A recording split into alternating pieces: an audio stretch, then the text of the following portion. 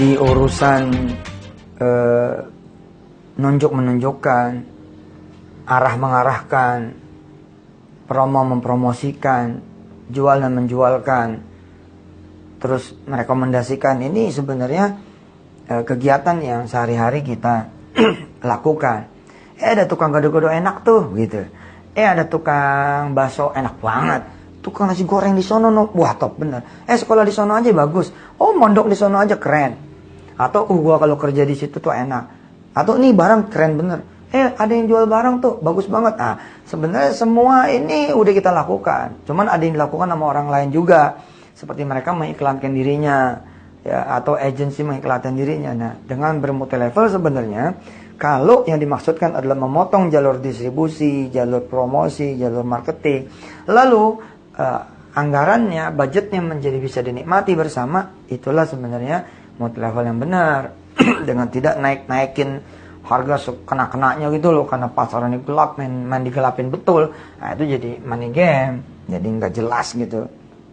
Tapi kalau terukur, terarah, masuk akal, dan tidak yang diputerin itu bukan duitnya orang, insya Allah paytrend ya seperti itu gitu. Orang beli pulsa, beli tiket kereta api, pesawat di website A, website B, di supermarket A, supermarket B, swalayan A, swalayan B, kios A, kios B, di orang A, orang B. Terus dia merasa senang. Lalu dia kasih tahu sama orang lain, beli di situ aja, beli di situ aja, beli di situ aja. Nah, tapi dia nggak dapat apa-apa. Tidak ada hak dia atas telunjuknya, atas informasinya. Nah, berbeda dengan multi-level. Kalau multi-level kemudian ada hak yang kemudian dibagi. Karena informasi itu menjadi berharga kalau di dunia multi-level. Saya tidak malu mengakui bahwa Petra ini multi-level. Petra ini multi-level. Tapi alhamdulillah ketika kemudian kami ke BKPM ya, kami ke instansi-instansi terkait, mereka kemudian jadi berdiskusi karena ini nih beda nih, ini multi-level transaksi gitu. Awalnya sempat terjadi diskusi yang lumayan menggairahkan. Saya tidak bilang panjang, tapi menggairahkan karena pemerintah sendiri menganggap ini menarik nih.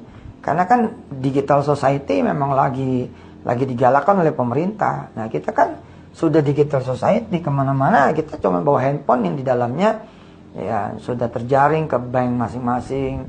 Ya, tinggal klik bayar ini bayar itu udah beres, sudah nggak bawa duit lagi.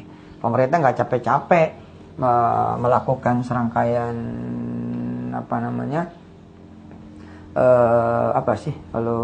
sosialisasi, tidak perlu, cukup dia nggak ada yang Paytrend aja udah tersosialisasi dengan sendirinya gitu. Kalau ente mau bayar pulsa, daftar Paytrend dulu ya namanya orang daftar Paytrend ya wajar lah, ada biaya kan. Ke bank orang naruh duit, Paytrend ada pendaftaran biasa itu. Nah, ketika pendaftaran, teman-teman yang ahli syariah bilang ya kalau udah duit pendaftaran sih sebenarnya duit ente bagiin sesuka ente aja dengan syarat A, B, C, dan D. Syarat itu kita penuhin. Lalu kata mereka ya kalau sudah begitu ya jalan, go ahead, silakan, ya bismillah kita jalan. Ini udah tersosialisasi loh keinginan pemerintah ya membuat jaringan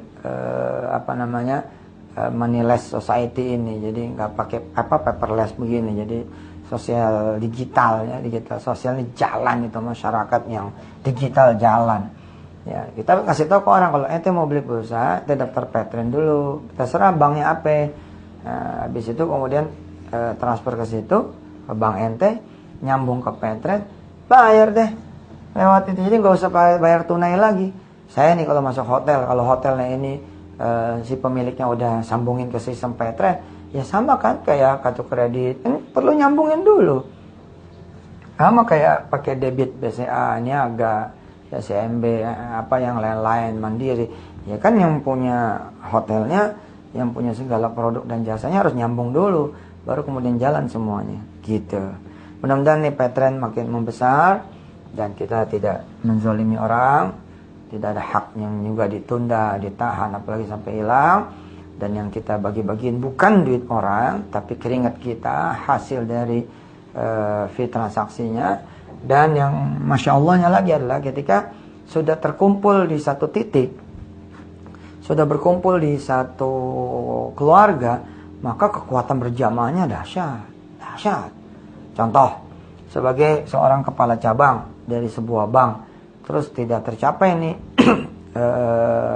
target penabung dan deposito akhir bulan, saya akan telepon kepada teman saya, Mas punya temen nggak? Ustadz punya temen nggak? Kiai punya temen nggak? Bu punya temen nggak yang bisa mindahin depositonya sebentar aja, tanggal 28 taruh, 29 taruh, 30 taruh, nanti tanggal 2 ambil lagi deh, nggak apa-apa. Nah kemudian kita yang merasa dimintain bantuan, kita coba kontak teman-teman kita. Lalu adalah yang punya duit 1 miliar, 2 miliar, atau 100, 200, kita pindahin tuh ke bank itu. Lalu kemudian tanggal 4-nya mereka ngambil lagi, tanggal 5 si kepala cabang datang kepada dia. Makasih ya Mas, kemarin udah bantuin kita. Kalau enggak, kita enggak terpenuhi itu target akhir bulan. Terus dia bawa hadiah ada tuh, pulpen, payung, kemudian agenda. Nah, itu kan ada value-nya tuh sebenarnya. Bayangin kalau 100-an orang yang dia kumpulin, kemudian dianterin ke bank. Ada 1.000 orang, apalagi sampai ratusan ribu orang, sampai jutaan. Wah, apalagi kalau kemudian si kepala cabang bilang begini, bilangin dong sama temen yang naruh kemarin itu, taruh lagi tapi jangan 2-3 hari, ambilnya 5-6 bulan yang akan datang gitu. Mengendap tuh dananya, lebih hebat lagi. Nah bayangin tuh kalau komunitas Petren 1 juta, 10 juta orang,